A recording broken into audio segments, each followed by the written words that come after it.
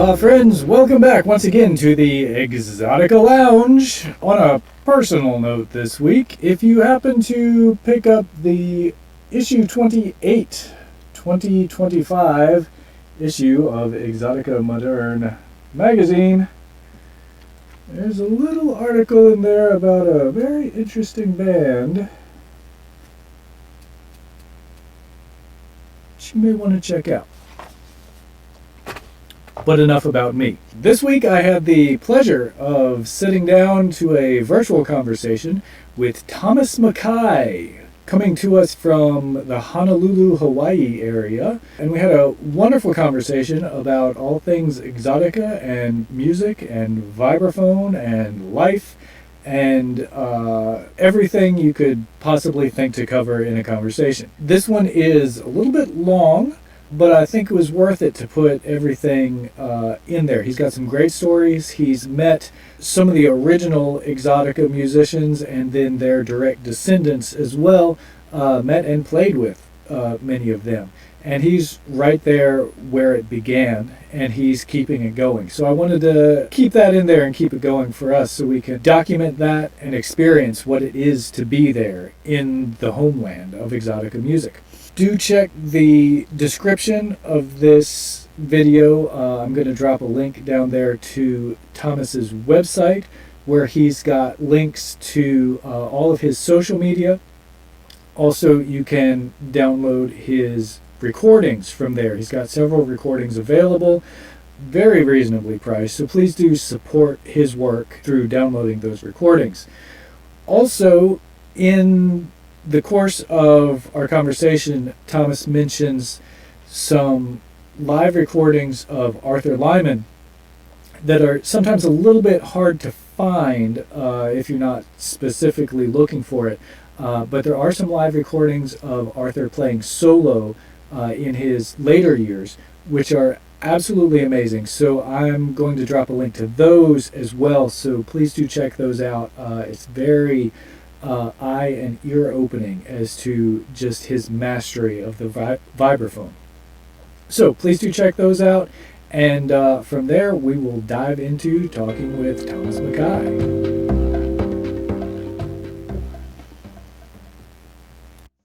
Aloha friends, and welcome back. We are here live. Well, live for me, not live for you. Live. I'm live. You're watching this later. Anyway, here we are with Thomas Mackay in the Zoom studio and talking about vibes and music. I keep attracting vibes players to myself here. I guess that's legitimate.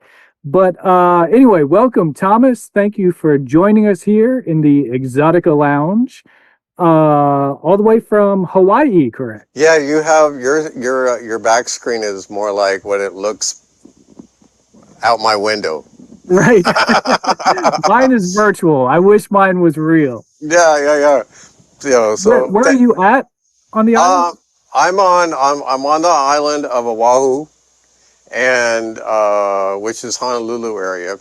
Okay. And I'm actually on the west side, which is the hot and dry side. Right now it is no trade winds, and when the trade winds don't blow, you feel like a gecko on a rock. So it's hurricane season right now. It's tropical season. I grew up in Kansas, so Southwest Kansas, so I'm like tornadoes. Okay, hurricanes. No big deal, right? All right, But anyways, thank you for having me, brother. Thank you for being here. It's nice to. It's a rare occasion that us people that play this weird instrument called the vibraphone get together and actually get to talk about it. Right. So we have to seek each other out, magnetize the universe so we can find each other, right? Yeah. And on top of that, there are a lot of great young vibe players, but playing, the music that you play and from the Exotica tiki genre, this is a very a special kind of thing. There's not many of us that are doing that. Yeah. And that's one reason I actually moved to Hawaii. Okay. Beautiful. So, So yeah, let's talk about that a little bit. So first question that I have to ask, I ask everybody, just for you, uh, what is Exotica music? What are we doing here? um, exotica music is world music that got its roots from Hawaii, but the music itself, before it was called Exotica with Lex Baxter, it was film score music. You know, Quiet Village was a film score. Yeah. You know, and then Martin Denny, it got knuckled down. Martin Denny quartet, quintet.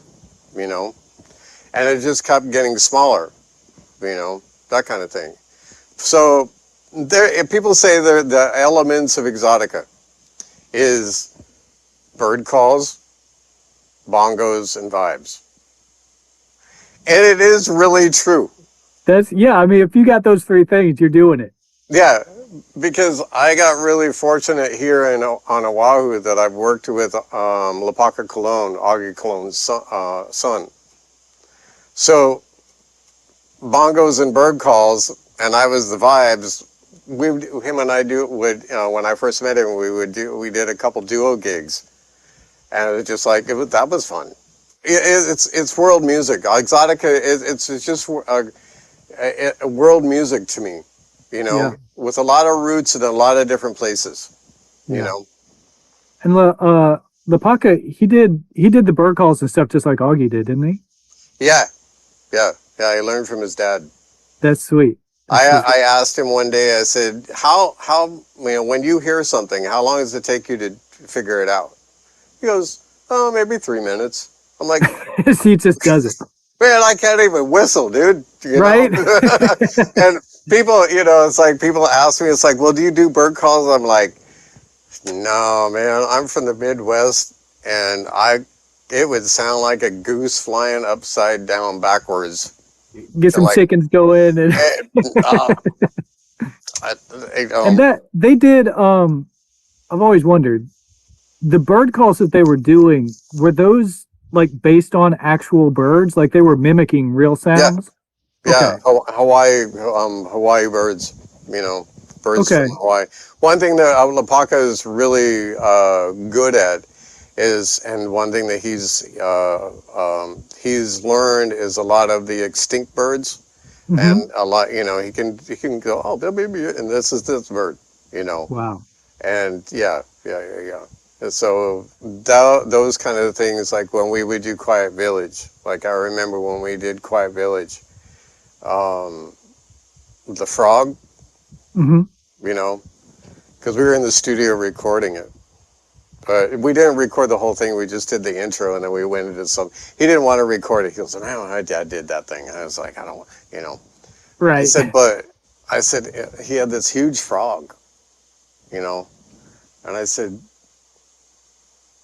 "Is that your dad's?" He goes, "Yeah, that's the one he used on the album." That was the one. That was the one. I'm like, Oh wow. "Wow, okay," So the group him and I had together was called Intoxica, and it got some track, some legs for a couple of years. And yeah, that's all the instruments that you hear him play, like the acoustic instruments, are pretty much his dad's That's stuff. great. You know? That's cool. And it's cool that they're out there. It's like they weren't just lost to time or whatever, it's like he's keeping those going. Yeah. Like the boom bats and things like that. He has stuff. He goes, I can't bring these stuffs out because they're so fragile now. Right. But and as far as the vibe world, Arthur's vibes still exist on this island.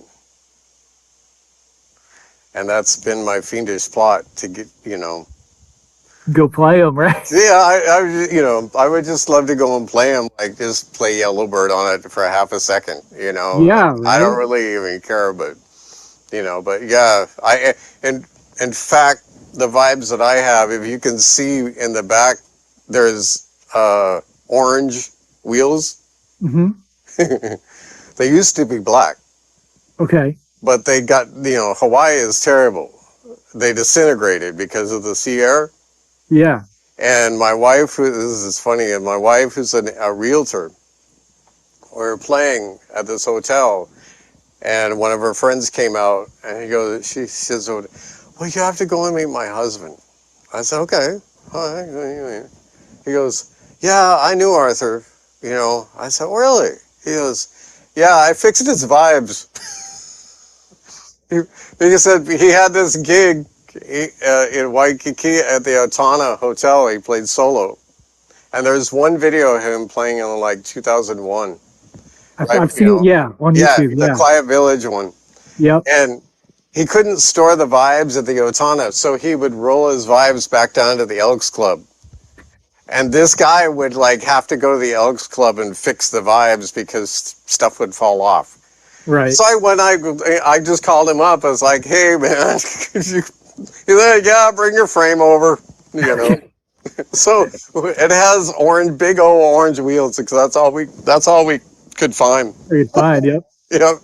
That's So awesome. So you said you came from Kansas to Hawaii. no, I'm Midwest. Well, Midwest. My parents moved around a lot. I'm a Okay. Midwestern mutt, but then I graduated from high school in Kansas, Okay. college in North Dakota, and then moved to Indiana. And then that was really like where I cut my teeth as far as a vibe player and more bebop and Mhm. Charlie Parker and, Coltrane and all that. Going in and out of Chicago, playing, get my butt kicked, Right. learning everything. And I just got tired, honestly, I just got tired of the snow and started moving west. And I moved to Oregon in, what was it, 1999. Okay. Yeah, I moved to Oregon and stayed there until 2000. What else we moved to? 2013, 14. Yeah, we moved here in 2015. Okay. Yeah, and I had a period of time where I couldn't play. My health went really bad, and I couldn't hold the mallets anymore. I was touring. I toured for many years, all over the country as a vibe player, and then I just found out. Strangely enough, I found out that I had celiac disease. Mm. But I couldn't hold the mallets. I remember the day the mallets just fell out of my hands and I had the grip on it. So about 5 years, I just didn't play. I couldn't play. Wow. And did keyboards, Okay. because I could play that. But when I got diagnosed, the health went back. I did my first album in 2013, and I asked my wife, I was like, where should I tour with this thing? And she goes, yeah, you should. And I was like, she goes, where? And I said, she says, well, someplace warm. Yeah. I was like, well, Arizona doesn't appeal to me. I lived there. Florida, nah, that's, Hawaii. I mean, this is literally how it was. And I looked on YouTube and found some jazz cats that were in Hawaii. Found a promoter, booked a tour over here in 2013. Fell in love with the people, and when we moved back in 2015. Yeah, but I didn't know anything about Exotica. Okay. I didn't know anything about nothing. I didn't even own a tiki shirt. Okay. Moved to Hawaii with no tiki shirt. So how did you learn about and get into Exotica? The last year, or the last day actually, that we were here on tour, before had to take the rental car home, or back to the airport. The drummer that I played with my quartet, he says, you need to go to Harry's drum shop and meet this guy by the name of Harold Chang. And I had no idea who Harold was. I'm like, okay, oh, yeah, Yeah. sure, Did he? You said it was Harry's drum shop. Did Harold own the shop, Yeah, or was that it was, different? yeah, Okay, yeah, so he had his that's own it. shop. Yeah. He was like the drum shop, Wow. yeah. And he was like the teacher, I didn't know. I didn't know who he was. Yeah. So here am I, this, green guy from Oregon. And I go into the shop and I was like, just looking around and the guy in the back says, hey, what can I help you with? I said, well, I've been here on tour and I said that the drummer said that I should, meet Harold Chang. Meet Harold. And he goes, oh, let me go and get Harold. He's in the back. Came out and Harold was, came out and he goes, oh, yeah, hey, kid, what's going on? And I said, yeah, Shinye told me, I was here. And I said, yeah, I've been playing, vibes around. He goes, oh, so you're a vibe player. Right on. He goes, how many tunes do you know? First thing.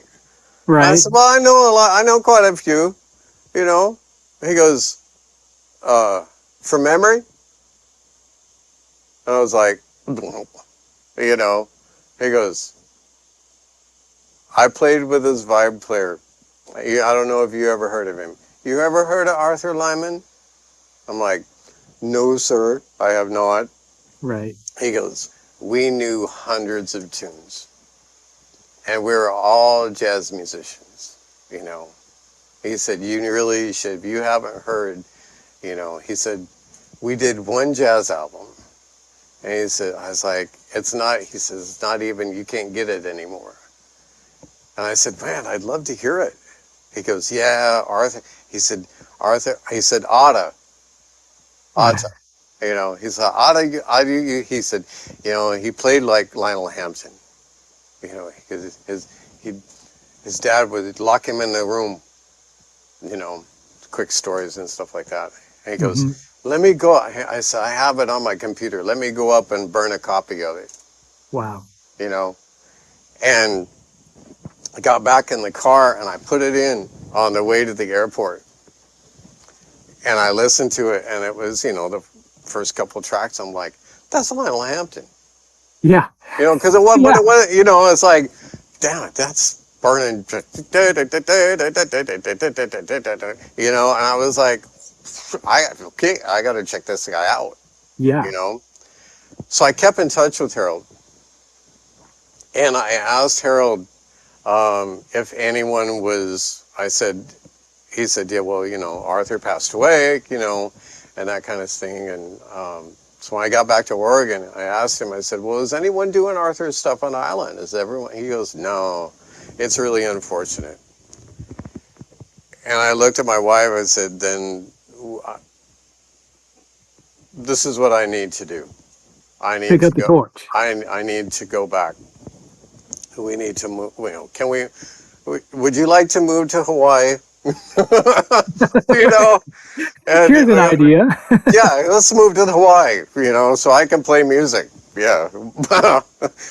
That's a risk in itself. Right. It's like, but really that's how my introduction because my introduction to Exotica was Arthur Lyman. I still didn't know what Quiet Village was. I just had never heard it.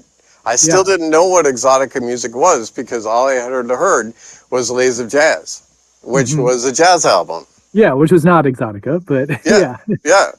And so we moved over here, and in that time period, I had a group in Oregon called Vibra Cubana, which was more Caligator, Latin jazz, David Samuels kind of thing, And so I started trying to learn like Yellowbird and all this. I look at recordings back then. I'm like, oh man, you were not.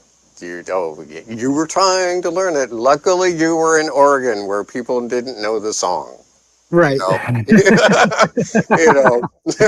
So I got, but I came to Hawaii with kind of a book a little bit. And then I got a gig at a place called Medici's, which is no longer, and I was there like every month. And the bass player that I used for a short amount of time was Lyman, who was related to Arthur. Yeah. And he looked at my chart at Taboo, and then he goes, Ain't it? So he helped me along a little bit, but um, the Herald was my first experience to the world of Arthur Lyman. That's amazing. you That's amazing. know and just like I say, man, he sized me up because how many tunes you know without music, dude. I'm like, Right. okay, I got a lot to learn. Yeah. But those Yeah. are the kind of things I love, because it's like, all right, the elder said to learn it. Yeah. When We're Harold going with Chang it. tells you, that's what you do, You right? just do it. Yes. You don't question it. So that was my introduction. And I didn't, I didn't own a tiki shirt. I didn't even know, if you had told me I was going to wear tiki shirts and all that kind of stuff, I was like, you gotta be kidding me. I was playing Coltrane and Mingus and Monk and all that kind of stuff. It's Right. like, tiki stuff, what do you mean? Really? I remember one time I got invited. I was young 20s, and full of myself as a young 20-year-old would be. And somebody invited me to this. It was like in the middle of the winter, they would have a tiki party and they'd like, turn their heat up to like 80 degrees in the house and have everybody over in shorts. And he Yeah. said, you can come, but you have to wear a Hawaiian shirt. And I'm like, why would I ever buy a Hawaiian shirt? Like, why? What would ever possess? So I went to like a thrift shop and got a Hawaiian shirt, and then Yep. promptly, got rid of it because I was like, I'm never going to wear this again. And now I look in my closet, and somebody asked me one time how many Hawaiian shirts do I have, and I stopped counting at 30 because I got Wow. bored of counting. Yeah. So you start playing in tiki bars, you get a couple of Hawaiian shirts. I have seven. For Seven, one day, seven for eat one one day day, a week. Yeah, one just day a that. week. Because it's like because it just when I moved here, it opened up to me. Yeah, And uh, yeah, it that journey started like 2015. sweet. You So do know, the do the locals do the locals wear Hawaiian shirts, or is that how you spot the tourists? it depends on the design, actually. You know, because there's store you can tell a local if they've got like the ABC store polyester tiki shirt that's $15. Right. Or if you've got the vintage thing from the shop in Nanakuli Right. that's made by Auntie whatever. Yeah. So and I started wearing some of the old ones, or because I didn't know, and they look like a sheet on me, you know, and people would just go, "Here, Thomas, here." This one is someone that someone gave me. This is a vintage one, I guess. But Right. so they would see me play and go, "Oh no, hey, we're gonna We got to help this guy. we're gonna help this Howley up a little bit, because he's That's got. We don't awesome. understand these dreadlocks. We don't understand this gray hair and stuff.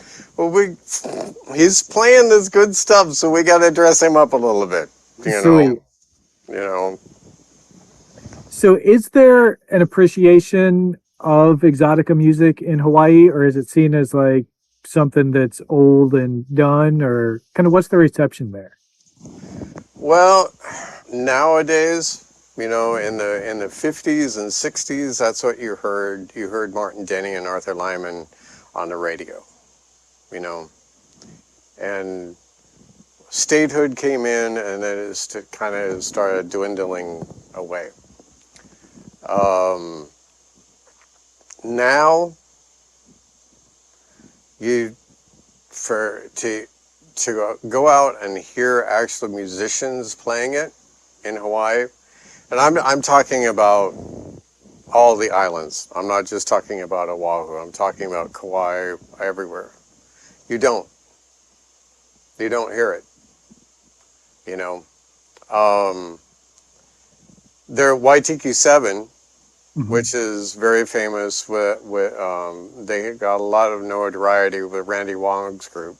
You know, they do occasional things. They like maybe once a year. Don Tiki, which is Kit Everbach's group. You may hear him play. Excuse me. You may hear him play with Star, vocalist, at a club, but you're not going to hear Don Tiki. You know, those are also big groups. You know, and the budget is not there. You know, so I knew when I moved here that there was a niche, and I was just like, I as a vibe player, I asked some of my teachers if they knew who Arthur was, and they didn't know. So that gave me the incentive to go, okay, I need to try to bring his music forward. And I did a gig. The Blue Note Hawaii had just opened, and my group Vibra Cabana got a gig there. The percussionist, and this is totally happenstance, the percussionist that I had, Bobo, was a session player. He lived in Hawaii, born and raised, but he was a session player in LA. He was on the road with Sheryl Crow. And so when he played, you know, a little bit with War and all that. So when he would go, you know, and I happened to book, you know, freaking debuting at the Blue Note, and he can't do the gig. You know, I'm like, crap, what am I going to do? He said, well, call Lapaka. I'm like, Lapaka who? You know, he said, yeah, he knows all those bird calls. He says, you do Quiet Village and Yellow Bird, right? I was like, yeah, he knows all that stuff. His dad, yeah, whatever. I'm like, so I called Lapaka up, and I said, dude, it's literally how it went. Dude, I got a gig like in a week at the Blue Note. Can you do it? He goes, sure, man. You know, we talked a little bit, and that whole thing is on YouTube, part 1 and part 2. Okay. And that was like 2016, you know. And after that, people took notice. Some of the people in the community took notice and said, Thomas, you should be playing this out on the island. I was like, well, yeah, that's kind of what I moved here for.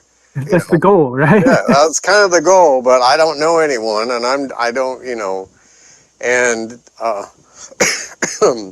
everyone says, you know, the place where you should be playing is La Mariana Tiki Bar.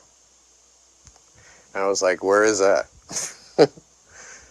And we went and did an audition, and then Judith, who's the daughter of the person that originated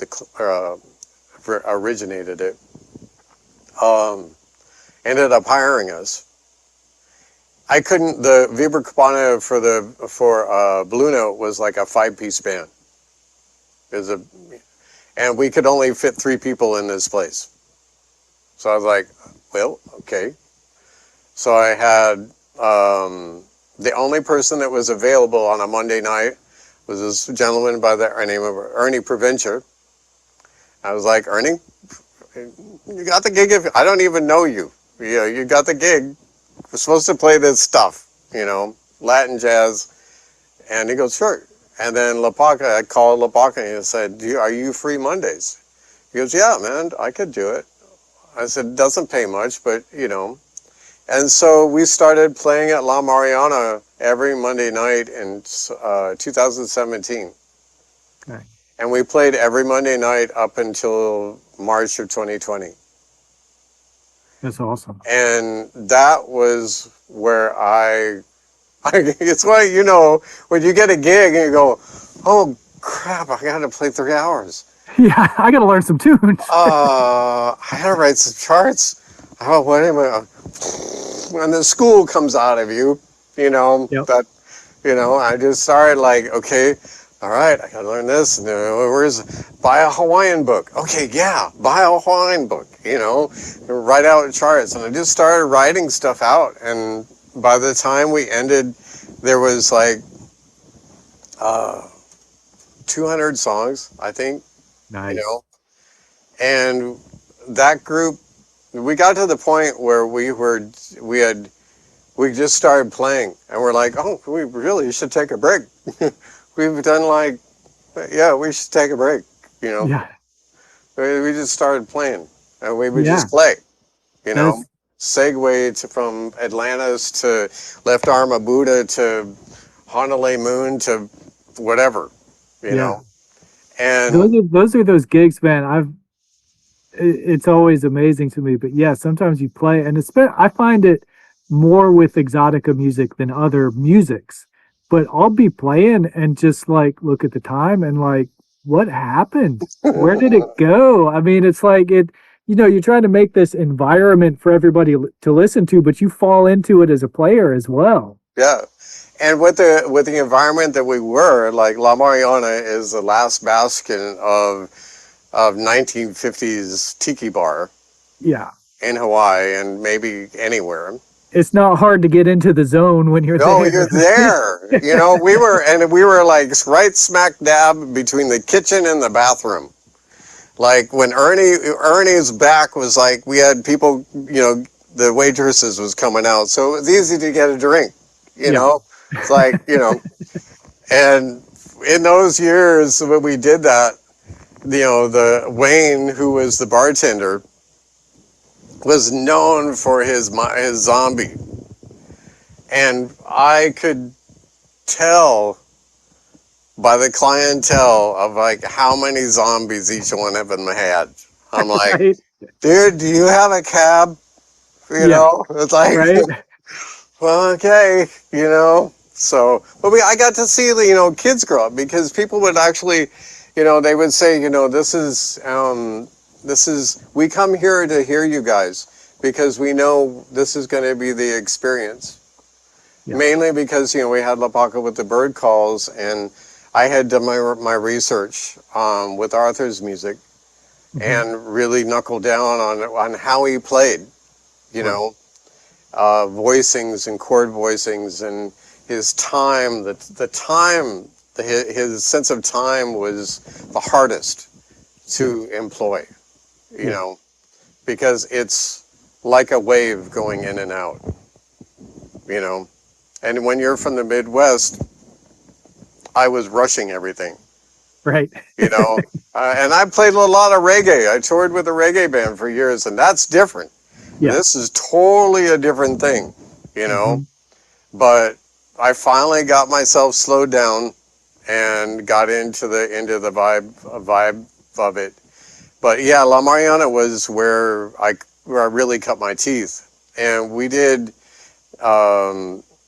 And Viber Cabana was named Viber Cabana up until 2019, and then we did our first album. Went in the studio just to really archive stuff. We didn't even plan to like sell it. And then the engineer called me the next day and goes, "You really should listen to this," you know. And came back and listened, and it was like, okay, well, you know. So we named Lapaka named the group Intoxica, Intoxica, so intoxicated ka, breath of life. And so Okay. that's, you know, that's where we went from there, you know, with That's that great. group. But what's also unique about that time is that because of the small space, I couldn't fit my vibes. Got the electronics. I Okay. had to get the Malletech, Yeah. you know? And so I played, for those years, I played exclusively the Malletech, Okay. which, talking with Lepaka, he learned all the traditional stuff. And we could play Quiet Village traditionally. He said, but Thomas, I really don't want it. I want to bring it into something new, And so Hmm. that was our real thing, is we employed electronics and effects and things like that. And so Exotica became this hybrid Exotica thing, Yeah. with looping. And on the album, Lepaka overdid some stuff, Hmm. but I didn't overdub anything. And all of the effects that you hear are me manipulating pedals and things like that on the fly with this thing.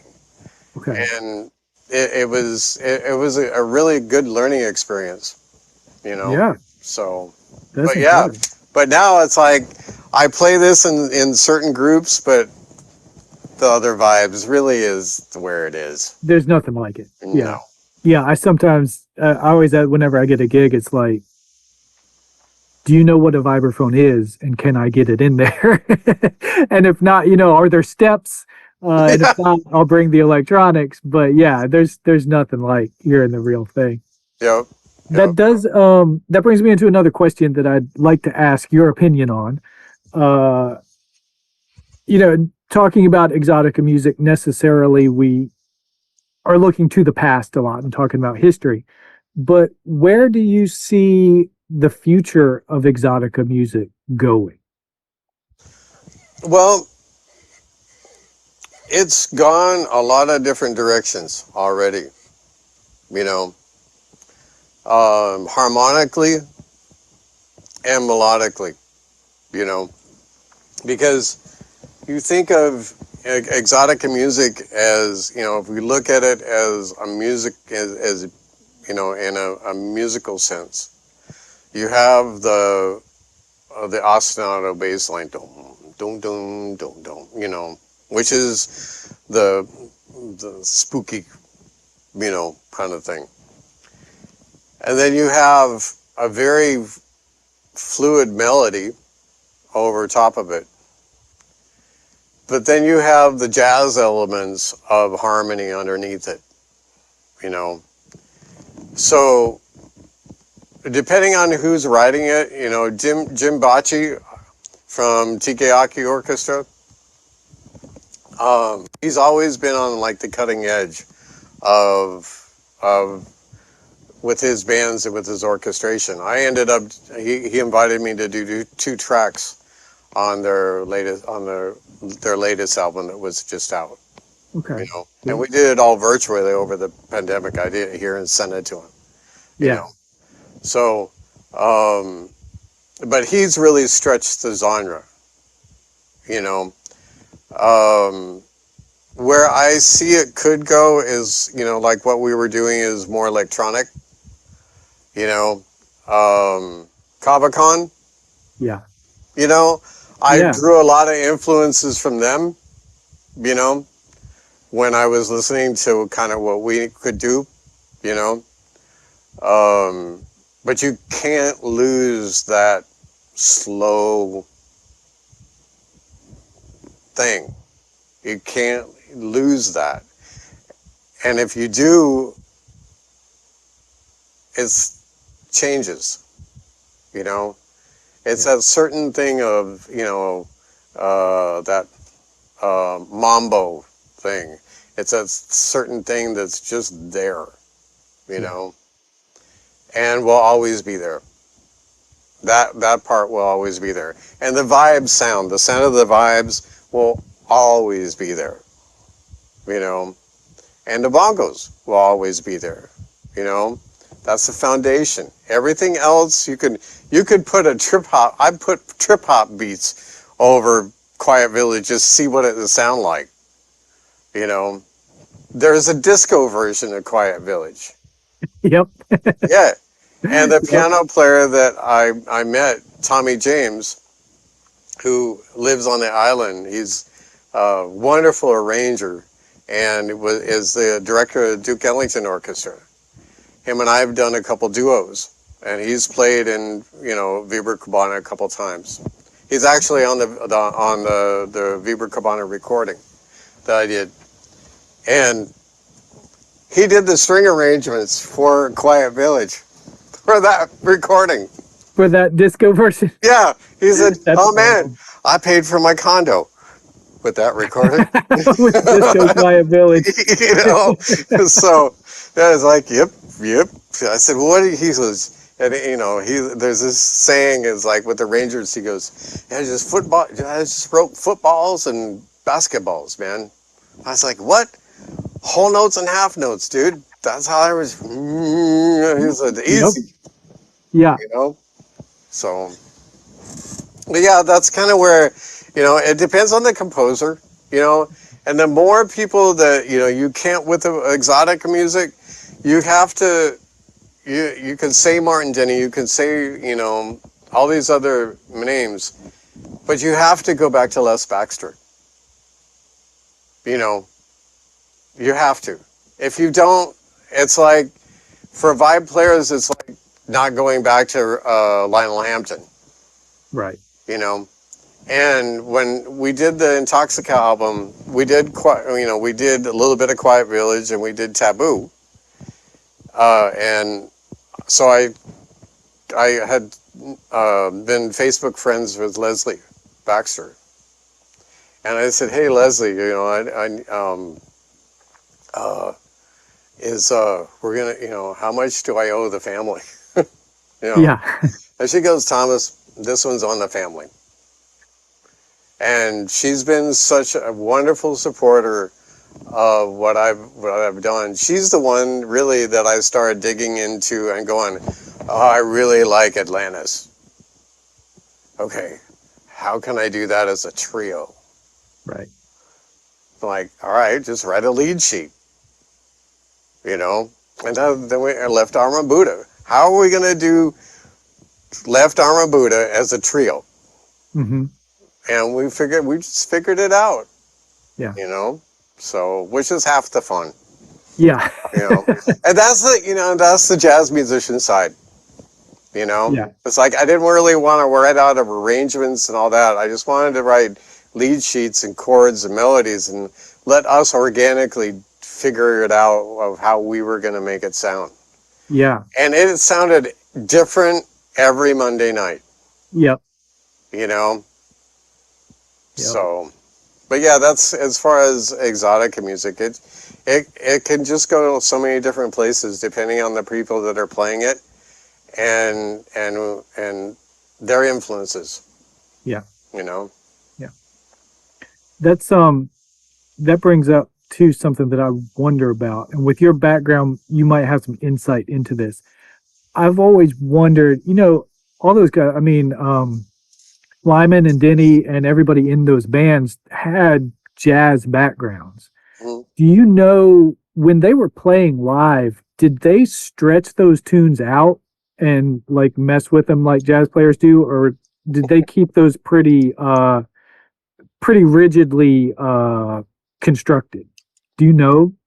Well, it was funny. A couple years ago,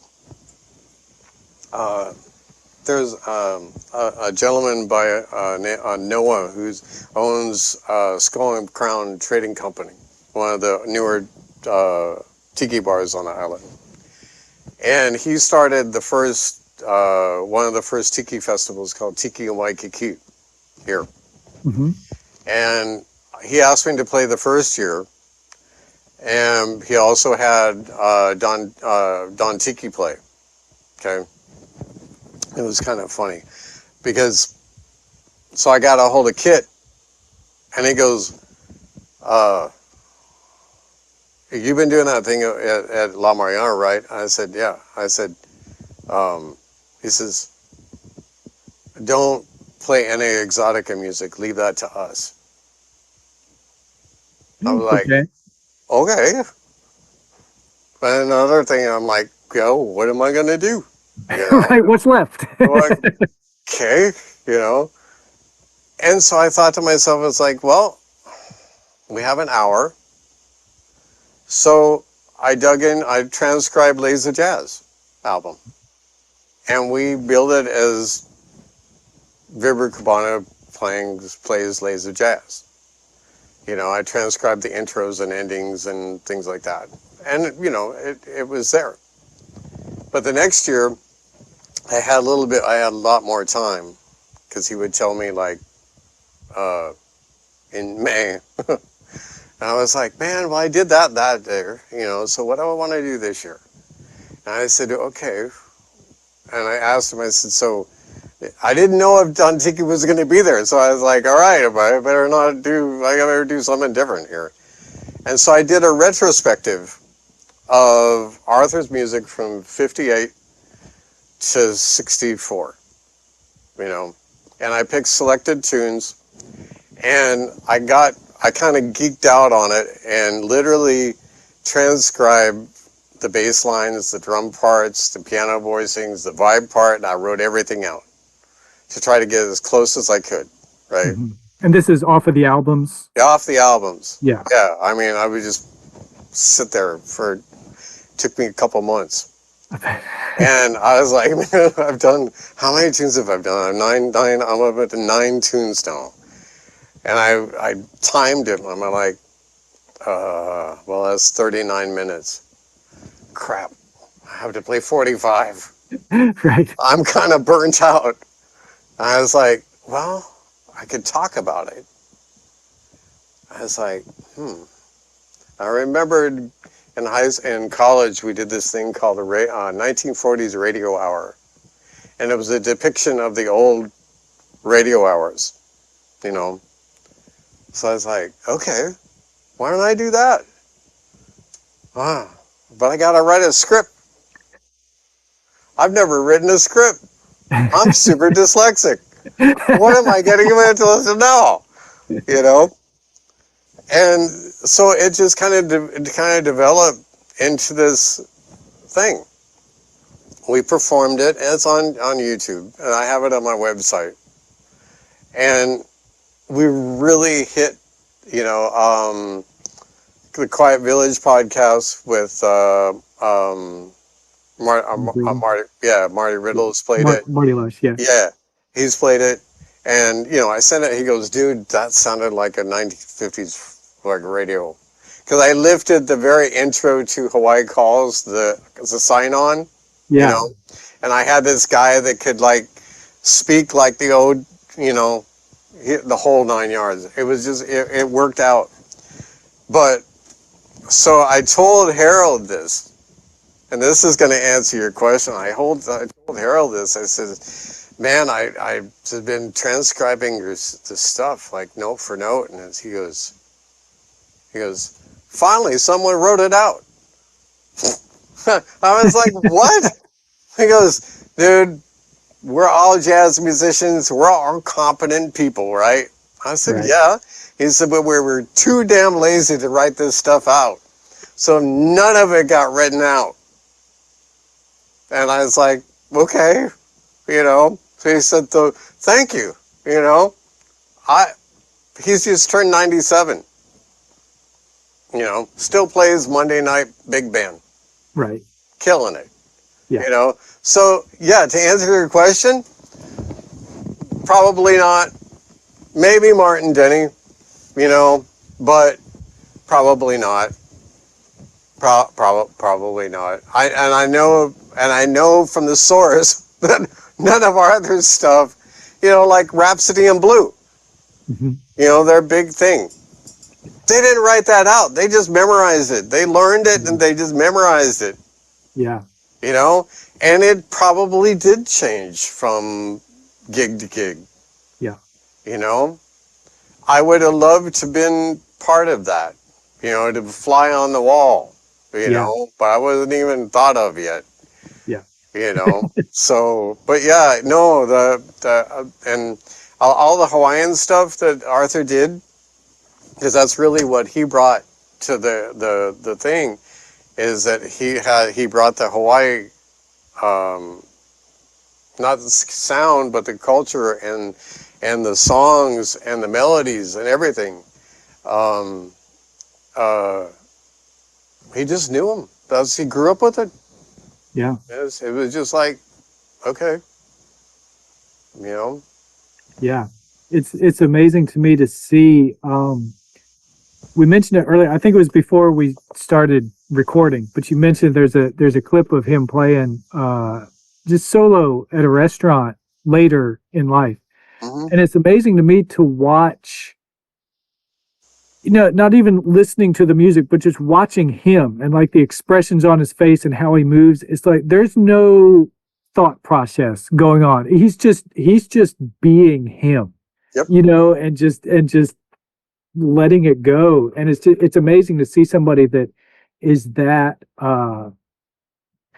just enveloped with that music, that he's not doing a shtick, he's just No, putting his spirit out he, there. he's just being Arthur. He's just Yeah, being Otto. You know. yeah. And it's so gorgeous to Do to hear same that and to see it. same Yeah. way as you and I doing our Thursday night. Oh, I gotta go and do my hotel gig. All right, Yep. so here we go. You Yep. know, but What's on the future for Thomas? What do we have to look forward to hearing from you and seeing from you? And well, it's Thursday. Thursday, I'm playing a duo with Ernie on in Haileva with North Shore at a distillery. Playing, that's a 3 hour gig, so that's like, ooh, okay. Lord. Yeah. So we're just, we'll just play, standards and things like that. You know, I do, when him and I play, we go into the Beatles bag and play. We go from Quiet Village to the Beatles to Black Hole Sun to Breathe to whatever we want to do. Yeah. But then I talked to Noah because this weekend is Tiki and Waikiki. Okay. And he says, oh, we'd really, I was like, well, my guys are busy, but I'd be glad to do it solo. So this year, this will be my third year in a row. I'm actually going to be doing an hour of solo vibes. Wow. Yeah. So like that Quiet Village thing. And like if I don't know how much more time we have. I Uh, haven't even I yeah. didn't look at when we started, and so I Yeah. don't know Well, what this the- might be a longer version of your that's okay. podcast. That's That's fine. okay. Um, That's the good thing about YouTube. There's no time limits. There's no expectations. that's good. That's good. And if you do the pro version of Zoom, you don't have to do that. I You know. I finally got a subscription. Last week I had to cut one off just to make sure, but yeah, I finally got a subscription, so we Yeah. can talk on that. Yeah. So like because I teach online because of the pandemic. Everything went online, and in fact, like Brett Barnes, which you had last time, um, uh, I met him through Tony Maselli's Vibe Workshop online when we are all staying at home, and he had just got that gig, I think, with the Hypnotiques, and so he goes, "Hey, so I've been showing him what I know of Arthur's music and you know of vibes and things like that. So we've been gathering online for 4 years now. Doesn't even seem like it. Yeah. But let me see if I can switch around. Here we go. There we go. Yeah. So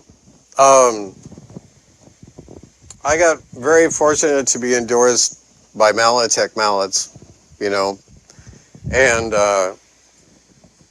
this this instrument is the Omega Vibe, which is a new. I bought this at. I went to see this at PASIC. When I mentioned to you that my hands went down. Right.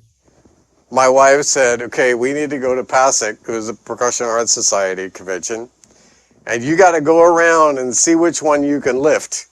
And Right. whatever one you can lift, we're going to buy. Yes. And this is the before the Marimba One. This was actually the 13th off the original line. Nice. Lucky 13.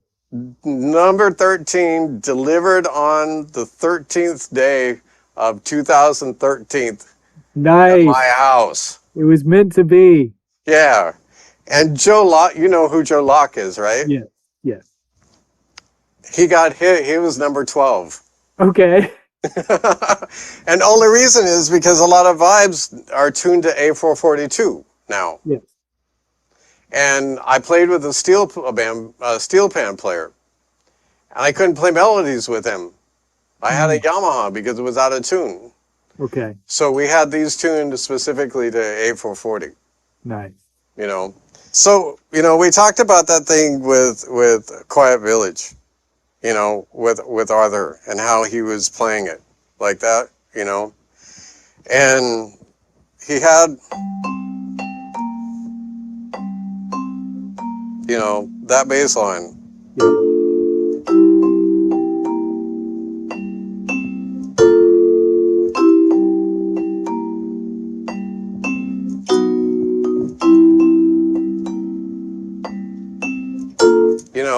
So figuring out how to and voice things, being that Arthur came from Lionel Hampton and Red Norvo.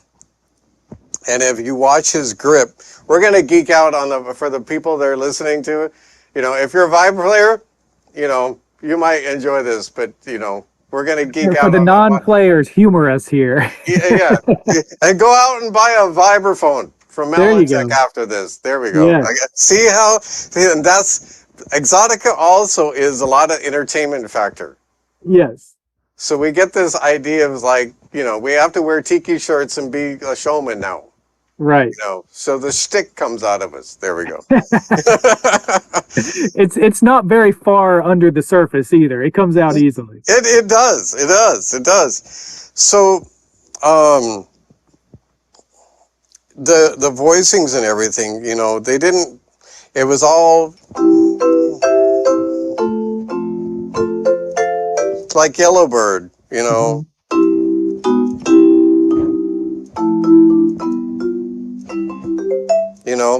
It's all very simple.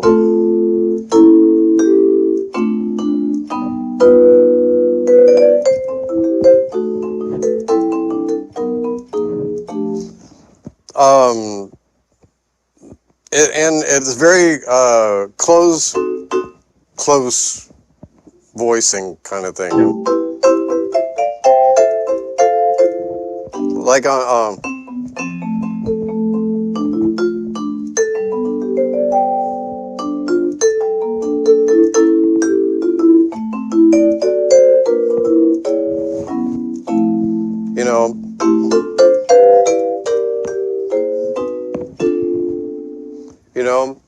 it's that kind of thing, Yeah.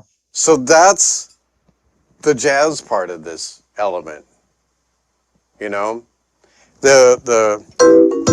on Laser Jazz he goes.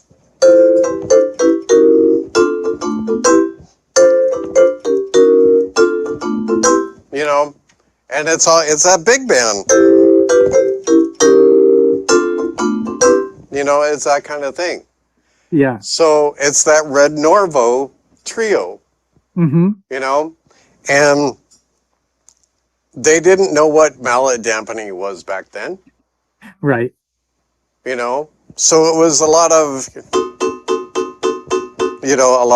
maybe use the pedal. But it was that kind of thing, because your mallets are here, Yeah. And the bars were really skinny. Right.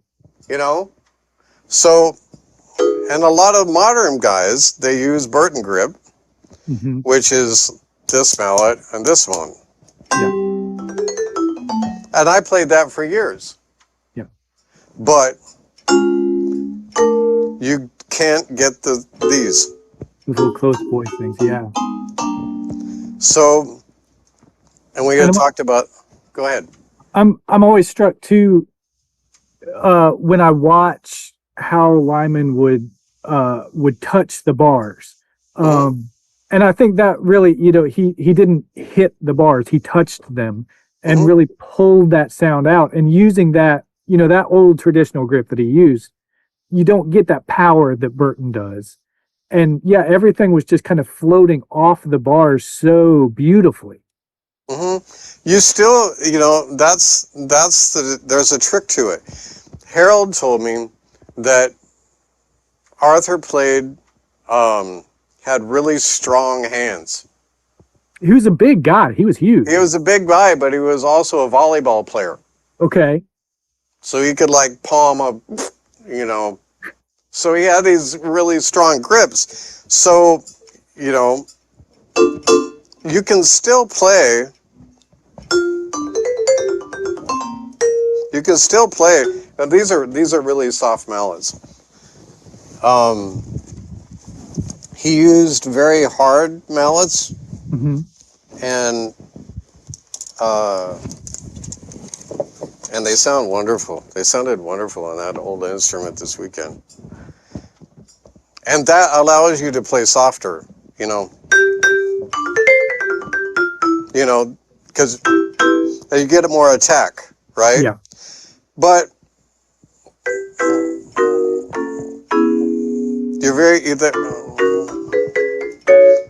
you can't play all those little intricate voicings up here.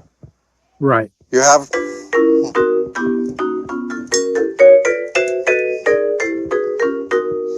but you can still get, and it's this technique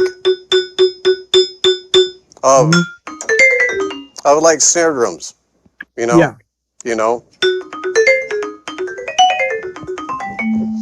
But still,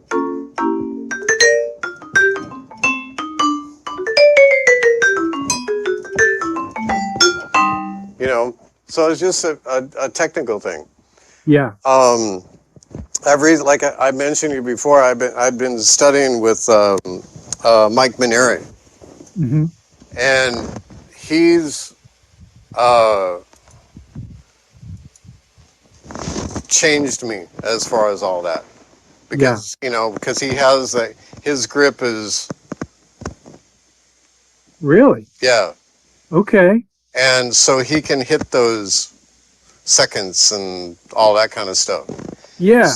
So I just knew, and I have fairly small hands. I'm a small guy, so I just learned. And when I was in college, like in the 80s, I learned Stevens grip because I wanted to be a classical marimba player.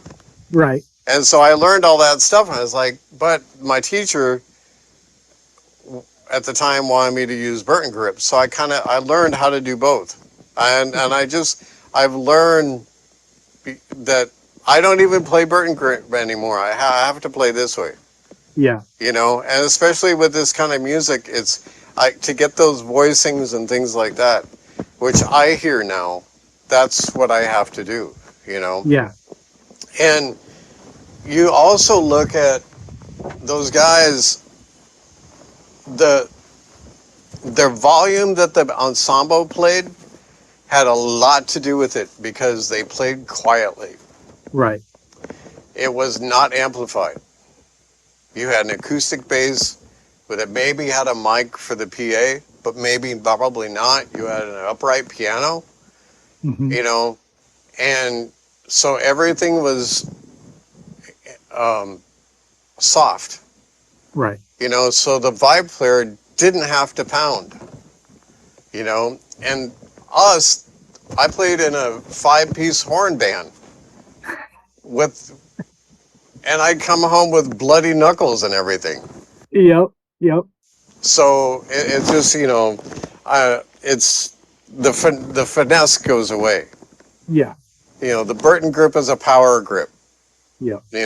But but you can still get power. Like with that instrument, when I go out and play in a larger group, it has pickups on it. Right. You know, so I use the pickup system. You know, Yeah. so. You have to. But you asked me what's on the horizon. So I have the solo gig, I have the duo gig, a solo gig, and then there's very few venues for jazz in Honolulu right now. Okay. And but there's a place called the Edge in Chinatown that allows my trio to go in and play. And I've played with this trio for like a long, we've been playing 8 years now with these guys. And I decided that we're going to do an electric thing. So we're doing like Jeff Beck's Lead Boots and Black Hole Sun. And, I'm an 80s kid with Yeah. Right. Ozzy just passing away. Right. I remember when Blizzard of Oz came out. So I made an arrangement of Goodbye to Romance. Nice. And we're going to do that, Nice. And then on the flip side, that's on a Thursday. That's on the 4th on the Thursday. And then on the 7th, I got a gig at an art gallery, trio, different bass player. And we're going to do music of Mingus, Monk, and Train. Awesome. Yeah. So, A and nice book to draw from there. Yeah, so I got a lot of stuff I got to practice. Yeah. It's like little different than Yellowbird, right? Yeah, it's like, okay, well, why do I say yes to this stuff? It's like Right. because I love to play, Yeah. And I'm grateful. I've had my health challenges. I 2021 I got diagnosed with type 1 diabetes, and I was almost not here. Right. If you look at some of the old videos, I was really skinny, and now I'm healthy and that kind of thing. And so for me, it's just a lot of gratitude just to be able to play and to have this thing keep going. Yeah. And then have the opportunity to be, mentoring under Manieri is just like, okay, it's on, so and grateful for the gigs, and the opportunities to play. Yeah. My goal has always been, since in Hawaii you live on the most remote mass on the planet, it's hard. You just can't say, hey, I'm going to go and play in Seattle this weekend. Let's book a tour. I've done so much stuff up I-5 and back down, but you can't do it anymore. It's like, I got asked to play over in Maui. There's no vibraphone on Maui. Right. Yeah. And they didn't have the budget. They didn't have the budget to ship mine over. Right. So it's like, man, so like, what do you do? It's like, I need to find that benefactor. My wife was like, you need to find that benefactor that will buy you a set of vibes on each island. You can just go over, Yep. I went over to Maui one time and I played, I got asked to do the Arthur Lyman thing at a cheesecake factory. Hey. Corporate event. Yeah. Never met these guys before, and they wanted the Quiet Village thing, And so they said, well, we got you a set of vibes. And I went over and and it was just like I was like right in the middle of this lawn. And the sun beating down, 90 degrees. I was like, I'm going to burn up here. Yeah. And the guy, Paul Marchetti, who played world-renowned drummer, he said, oh yeah, these are Emil Richards vibes. I'm like, wow, cool, you know. Where'd those come from? I was like, and it was a little set of like 1970s one-nighters, Right. you know. And he handed me he said, here's a sack. And it was a Ziploc bag of screws and felt and stuff. And I was like, what's this for? He goes, in case anything falls off, here's the stuff to fix it. How to put it back together. Sure enough, I put my foot on the pedal and it Drop. you know, yeah. But the saving grace was, and you've done these corporate gigs where you have to go out and change somewhere, Right. you know. And it was high society, so I couldn't like go into the hotel. Right. You know, I had to go in the kitchen. Right. Had to go to the servant's entrance. Yeah. And I was changing outside, and there was a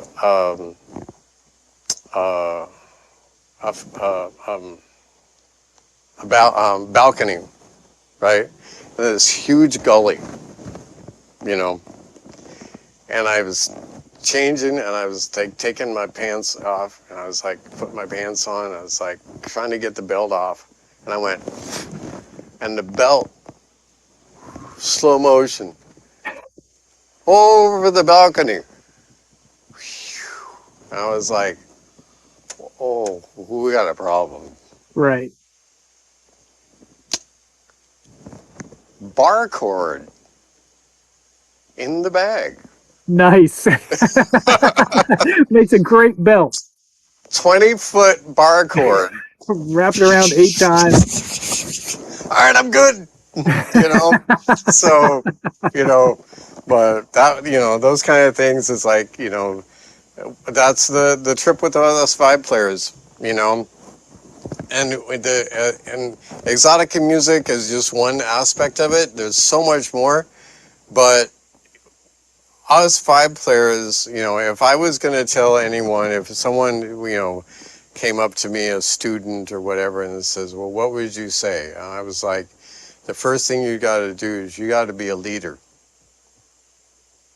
you know, because no one in a rock band that puts together a rock band going, we need a vibraphone. They don't say that. Right. You know, I actually saw a reggae band recently in Southern Cal that had a Malletech. Wow. And he was playing the chunk with the Malletech. I thought, Yeah. man, that's cool. I'm glad you're doing that. Yeah. You know? So, but anyways, you and I could talk for hours. Yeah. Yeah, for sure. For sure. But it has yeah, it's been wonderful having you here, and thank you for getting in touch, you know, and being willing to do this and to get this out. It's you know, it's I'm grateful to have a platform where I can help kind of spread Exotica music and get some of these musicians uh in front of people and let people know that, you know, Exotica is still part of our musical culture today. You know, it's not just a retro thing. It's still ongoing, and there's still people doing it. And thank you for you know, keeping it alive out there in the islands for us. You know, keep the birthplace still representing. You know, and yeah, it's been wonderful talking with you here. For those who are watching it, we this is an ongoing discussion. We started before I started recording, and I've been learning all kinds of stuff and getting some great information. And you know, I'd love to have you again, you know, and keep this conversation going, because there's so much out there, and you've got a great avenue there. You know, you've got a great perspective that a lot of us over here on the mainland don't get. So it's great to hear it from you. And it's you know, the flip side of it is there are more opportunities to play on. That's what I was going to say. There's more opportunities to play on the mainland with this music than there is here. Yeah. It's I don't want to end up on a sad note, but it's not. It's my groups and the Exotica stuff hasn't been out here on Hawaii for 4 or 5 years, Right. and there's these tiki places that play it, on their, they play records and stuff, but it's not something that Hawaii is. They don't want it programmed. It's not there, And when our La Mariana gig went away, La Mariana is still around. You can go and eat there and have a Mai Tai and, all that kind of stuff. But she's just not having music back, And so I appreciate you, and I appreciate the people like yourself that are actually going out and doing this someplace, And the more we dig into the music and pay our respects to the forefathers, it won't die, Yeah. Because everyone knows Yellowbird. You may not know it, but you know it, Everyone has heard Quiet Village somehow, Yeah. Everyone has heard Honolulu Moon somehow, And like we both talked before, we never owned a tiki shirt before we started playing this. I got 7, one for every day. Yep. But everything that we've done still latches over. Like I was saying, I'm playing Mingus and Train and all that. And then to be able to, as far as vibes, learning the lineage of the instrument. And Arthur is a huge part of it. Yeah. Which really shouldn't be forgotten. Yeah. Absolutely. And with you, me, Brett, the guys are out doing this, especially in tourist areas, we got to expose people to it. And with your podcast, we can do that. Yeah.